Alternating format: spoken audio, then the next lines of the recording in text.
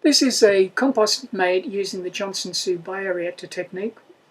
We're going to use a whole lot of ingredients. First one is deep litter from the chook yard. This has been 12 months in the making. It's sawdust with all the chook manure added to it. It's very dry, so a fair amount of water is added to this one to make the moisture level sufficient for the composting.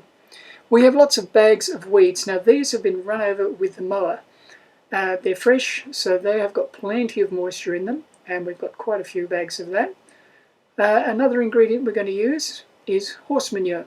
Now we have, again, fresh horse manure, so the water content is quite high, so I'm not going to add any water to that one. What I am going to add is a little bit of sawdust to just balance the carbon-nitrogen ratio a little bit better.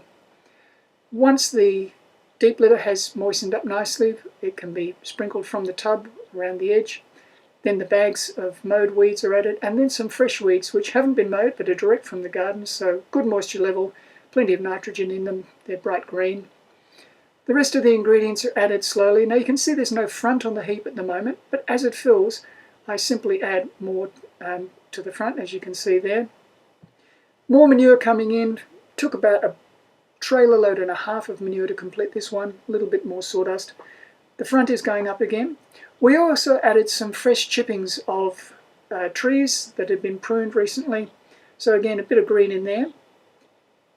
There it is reaching the top, and once it's finished the next day, there's plenty of heat coming out. After a few days we added worms, and after 9 months of just sitting there being watered every day, we have the most beautiful compost. Now this is ideal. It's fungally based. It's ideal for fruit trees. So we're putting this one on one of our apple trees.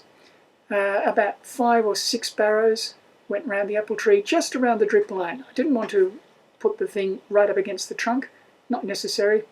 There were a couple of spots on this tree near a fence line which were hard to get at, so I couldn't tip the barrow, so I used the bucket barrow.